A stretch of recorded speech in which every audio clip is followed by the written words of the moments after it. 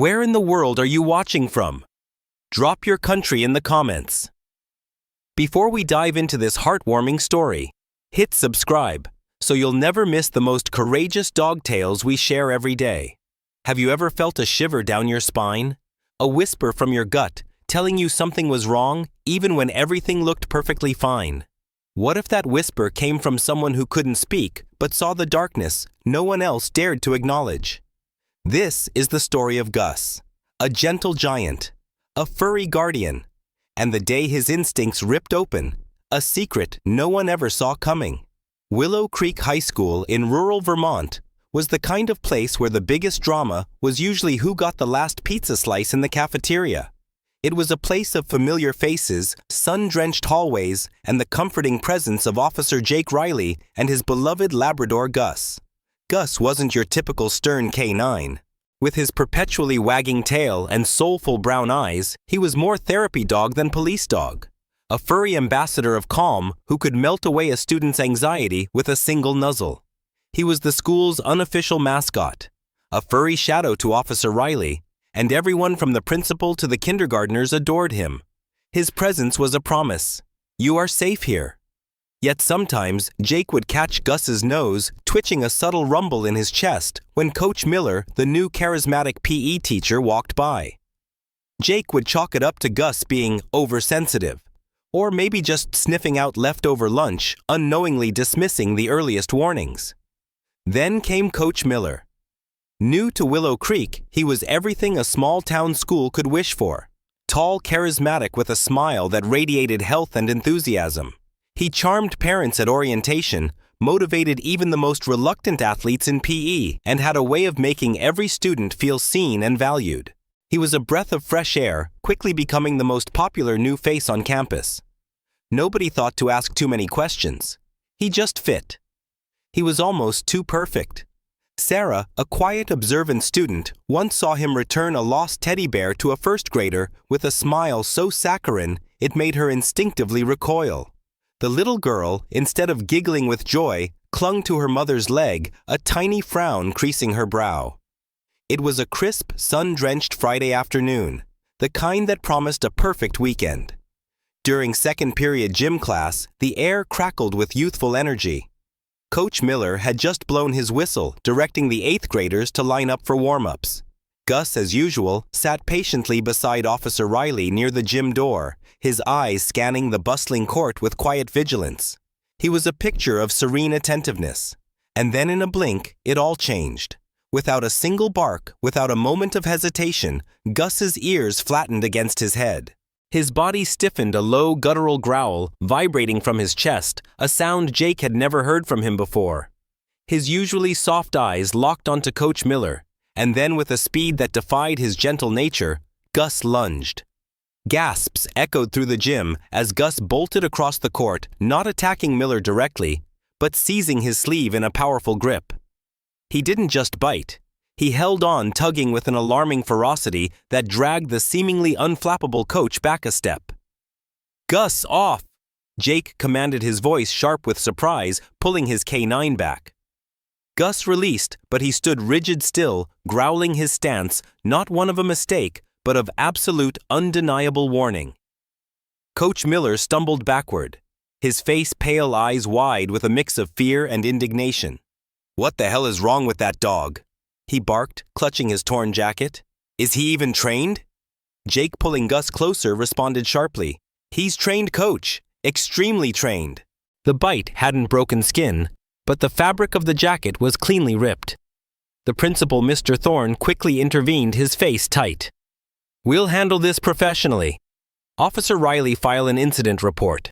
Coach Miller, you should get checked out." Students whispered, some giggled nervously, but most just watched in stunned silence, a chilling question hanging unspoken in the air.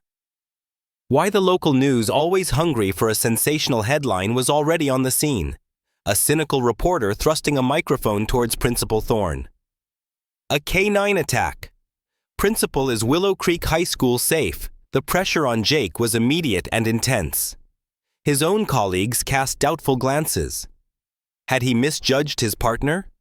Was all his training, all their years together, truly a lie? A fleeting moment of self-doubt pricked Jake's mind quickly, banished by the unwavering faith he held in his loyal companion. But the school administration's desire to sweep it under the rug was clear. Principal Thorne later hinted, "Officer Riley, we need this handled quietly. Your position, and Gus's future here, depend on it." This was more than just an incident report. This was a test of trust, a battle against convenience. Everyone saw a good dog gone bad, a training oversight, an unfortunate accident. Everyone that is except Officer Jake Riley. And Gus. Because as Coach Miller dusted himself off, muttering about it being just the jacket, Gus didn't move. He stood there, tail, low body, rigid, his unwavering gaze fixed on the coach. Jake felt a familiar prickle of unease. He knew Gus. He knew that low growl wasn't a mistake. It was a message. And sometimes the most important warnings aren't loud. They're subtle, like the faint, almost imperceptible metallic scent that Jake, with all his human limitations, couldn't detect, but that Gus's sensitive nose had picked up clear as day. A scent of something deeply wrong, something hidden. Just like canines around the world have been known to detect unseen dangers from explosives to medical emergencies, often reacting before humans even know there's a threat. Gus was speaking a truth no one else was ready to hear. They thought they knew the story. They thought they saw a problem dog. But they didn't see the predator in plain sight. And they certainly didn't see the quiet, determined investigation that was about to unfold, driven by a man's unwavering trust in his dog, and a dog's unwavering commitment to the truth. The school wanted to forget to move on. But for Jake, the real story, the dangerous story, had just begun. And he was about to discover just how lonely that fight could be. The silence that followed Gus's outburst was louder than any bark. The school board, keen to avoid a scandal, quickly decided to reassign Gus from active campus duty, at least temporarily.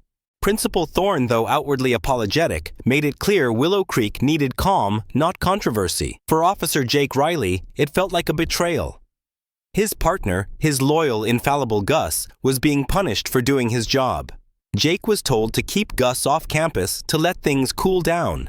But how could he cool down when his gut and Gus's silent, knowing gaze screamed that something was still terribly wrong? The world around him seemed to blur, filled with whispers of a malfunctioning canine and concerned glances that felt like accusations. Jake was alone in his conviction, with only the comforting weight of Gus's head against his knee. "They don't understand, do they, boy?" Jake murmured one evening, stroking Gus's velvety ears. Gus whined softly, leaning into his touch. He wasn't just a dog to Jake. He was a living, breathing lie detector, a compass for danger. And his compass was still pointing squarely at Coach Miller. But how do you prove something that only a dog can sense? How do you fight skepticism when you're sidelined, your most powerful tool taken away? It was in this frustrating isolation that an unexpected ally emerged: Sarah. Sarah wasn't a star athlete or the loudest voice in class. She was a quiet, observant 8th grader known for her dedication to the local animal shelter and her uncanny ability to notice the small things others missed. She'd been in the gym that day watching Gus, and something in his unwavering focus, his purposeful growl, had resonated with her. Sarah saw past the chaos, past the accident everyone else accepted. She saw truth. She started lingering after school, ostensibly to help with after-school club cleanup, but secretly to watch Coach Miller. One afternoon, Sarah approached Jake by the empty patrol car, nervously clutching her backpack. "Officer Riley," she began, her voice barely a whisper. "About Gus. He wouldn't just bite, would he?" Not for no reason. Jake's head snapped up, a spark of hope igniting in his tired eyes. "No, Sarah. He wouldn't." From that day on, an unlikely partnership blossomed. Sarah became Jake's eyes and ears inside the school, a quiet investigator blending seamlessly into the background.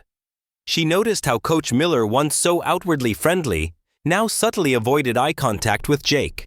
She saw how his cheerful demeanor seemed to crack just a little whenever a discussion turned to the canine program.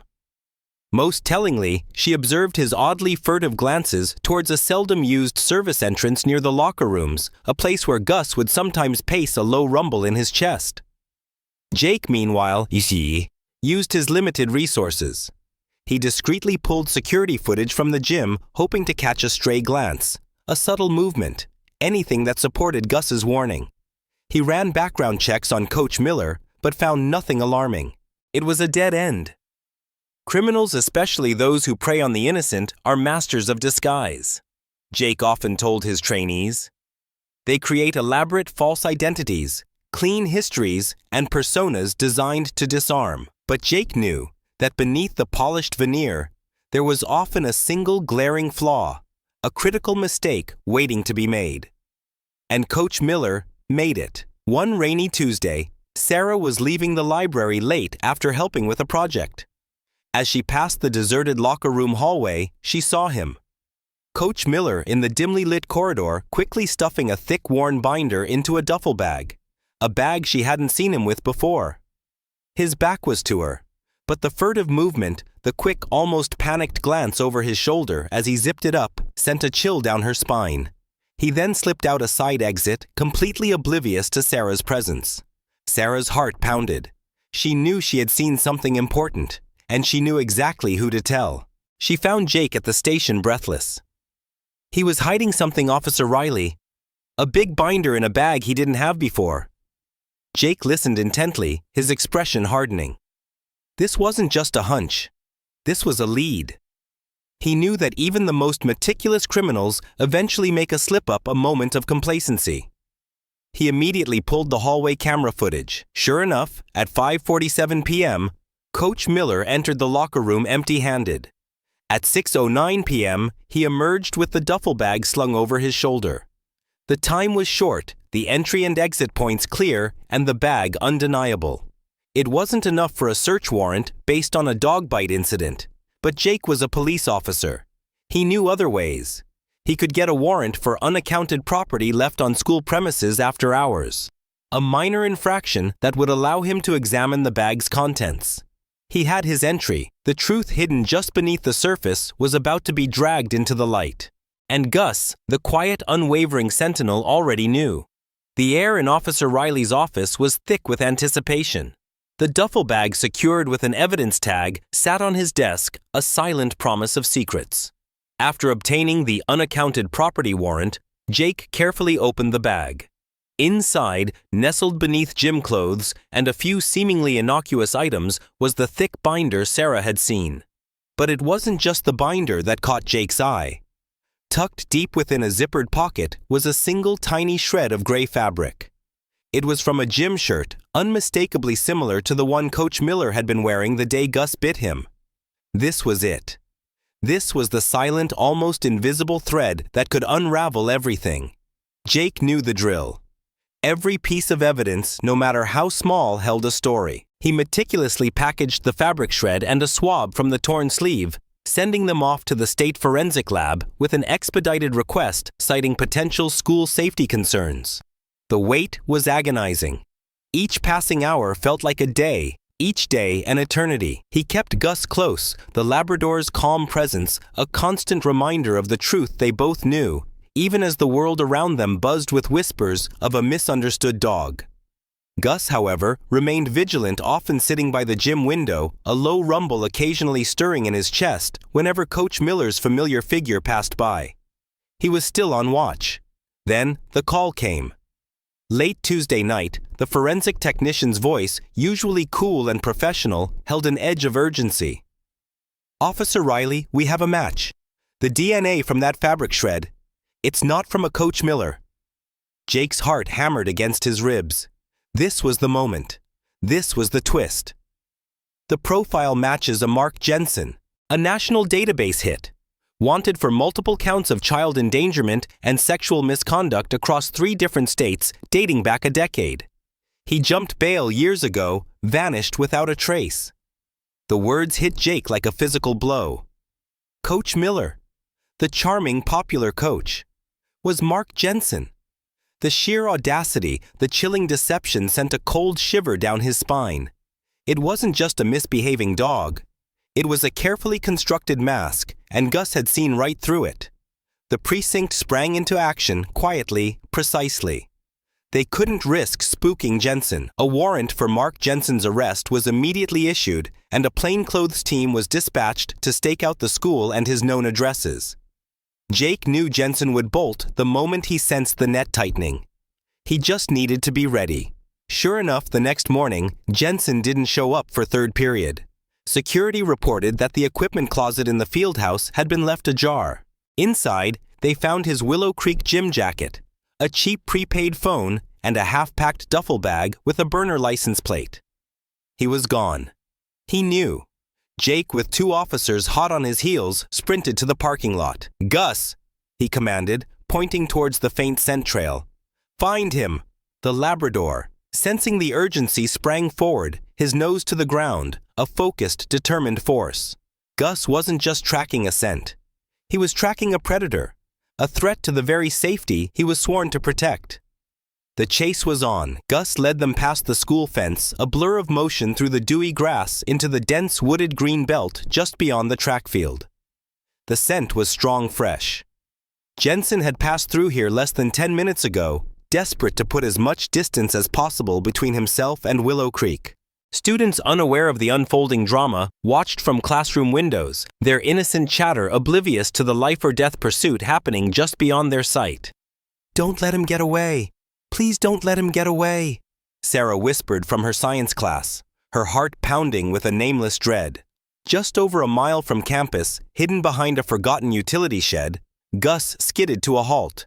There, crouched low, frantically trying to swap his shirt, was Mark Jensen. In his hand, glinting ominously, was a knife. Gus didn't hesitate. He let out a fierce, sharp warning bark that echoed through the quiet woods, a sound of pure, unadulterated resolve. Then, in a controlled, precise movement, he lunged not to injure, but to subdue. Gus pinned Jensen's arm to the ground with his body, the knife clattering harmlessly away. Seconds later, Officer Riley and his team burst through the trees. Mark Jensen, the charming Coach Miller, was arrested without further resistance. His fingerprints, his ID, his very DNA matched. His running was over. The silence that had once filled Jake with doubt now resonated with the triumph of truth. Gus, the gentle giant, had once again proven that sometimes the most profound warnings come from the most unexpected and furriest of heroes. But the story of Gus's impact was far from over.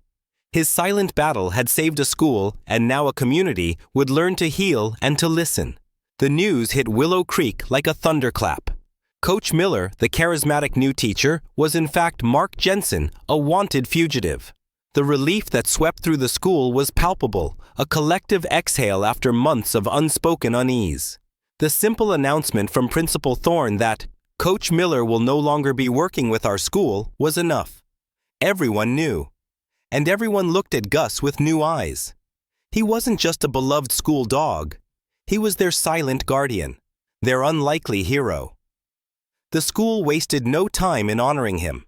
At a special assembly held on the now safe gym court, Principal Thorne, his voice thick with emotion, addressed the students and faculty. "We were blind," he admitted, looking directly at Jake and Gus. "We saw what we wanted to see, not what was truly there. But Gus saw the truth. He saved us from a danger we couldn't comprehend." Gus, unperturbed by the spotlight, trotted onto the makeshift stage beside Jake, accepting a shiny new service medal attached to his collar, with a calm dignity that earned thundering applause and cheers from every single student. He didn't bark, didn't wag his tail excessively. He simply sat, looking out at the faces, as if to say, "I was just doing my job." But the true legacy of Gus's heroism wasn't just a medal. It was a profound shift in the very fabric of Willow Creek. The fear that had subtly clung to the hallways began to dissipate, replaced by a nascent sense of empowerment. And nowhere was this more evident than in Sarah, the quiet, observant student who had dared to believe a dog's instinct found her voice. Inspired by Gus and by her own experience of being dismissed, she proposed a new initiative to Principal Thorne, the Willow Creek Whisper Network. It was a simple idea: anonymous suggestion boxes placed around the school, and a peer mentorship program for younger students, particularly those who might feel vulnerable or unsure of how to voice their concerns. "If something feels off," Sarah announced at the next school assembly, her voice clear and steady, "say something. Someone will believe you." Gus taught us that. The changes were subtle but profound. Teachers underwent new training on recognizing subtle signs of distress or manipulation. Principal Thorne began walking the halls more not just smiling, but truly seeing. And students, especially the younger ones, started trusting their own instincts, more emboldened by Sarah's example and Gus's silent lesson. Sarah, once just a quiet observer, was now a leader, a beacon of safety driven by the memory of a dog's courage. She was the living embodiment of Gus's message: your gut is your guardian. But all heroes, even furry ones, have new chapters. A few weeks after Jensen's arrest, Jake received a call. A new program designed to support children with severe anxiety and trauma in a neighboring city had specifically requested Gus. They needed a dog with an unparalleled ability to sense emotional shifts, to provide silent comfort, to be a stable presence for children who had known instability. It was a mission perfectly suited for Gus, yet the news landed with a bittersweet ache in Jake's chest. And for Sarah, it was a quiet, heartbreaking twist. "He's going to be someone else's hero now, isn't he?" Sarah whispered to Jake one afternoon, her eyes glistening as she knelt beside Gus, gently stroking his soft fur. They were under the old oak tree, a place where she and Gus had spent countless hours in comfortable silence. "They need him more," she added, trying to sound brave, even as her throat tightened. Gus, sensing her sadness, nudged his head gently into her hand. The last week of school was a blur of bittersweet goodbyes. There was a small private ceremony for Gus, a final recognition from the staff, and a few key students. Sarah brought him his favorite grilled chicken still warm. "Go be their hero, Gus," she whispered, her voice thick with emotion. "You already saved me." Gus took the treat gently, then sat beside her, his warm presence a final comforting anchor. When he finally stood, he nudged her shoulder once, a silent acknowledgement, a final, unspoken farewell. The next Monday, Gus, calm as ever, rode away in Jake's truck towards his new mission. Sarah watched him go, a single tear tracing a path down her cheek. Gus was gone, but he hadn't truly left. He had left something indelible behind, a profound understanding that sometimes the most important warnings aren't shouted but felt. He had planted a seed of courage, not just in Sarah, but in the heart of Willow Creek. A seed that would continue to grow blossom, and remind them all to listen not just to words, but to the whispers of their gut. The silence that followed Gus's departure wasn't heavy anymore. It was the quiet hum of a community that had learned to trust, to speak up, and to understand that heroism comes in many forms, often with 4 legs and a heart of gold. And for Sarah, the journey had just begun. Sarah's journey, sparked by a loyal Labrador's quiet warning, reminds us of a profound truth. Sometimes the most critical messages aren't spoken. They're felt. They're the subtle shifts, the lingering unease, the prickle of intuition that whispers, something isn't right. We all have this inner alarm system, a primal instinct refined by evolution and experience. It's the reason we might feel wary of a deal that sounds too good to be true, or inexplicably drawn to a path we hadn't considered. It's a survival mechanism, a silent guardian programmed to protect us.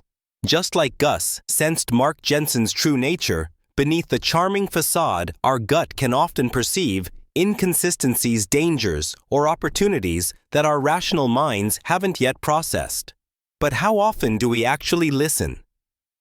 In a world that often prioritizes logic proof and empirical data, that quiet whisper of intuition can feel inconvenient, even irrational. We dismiss it. We rationalize it away.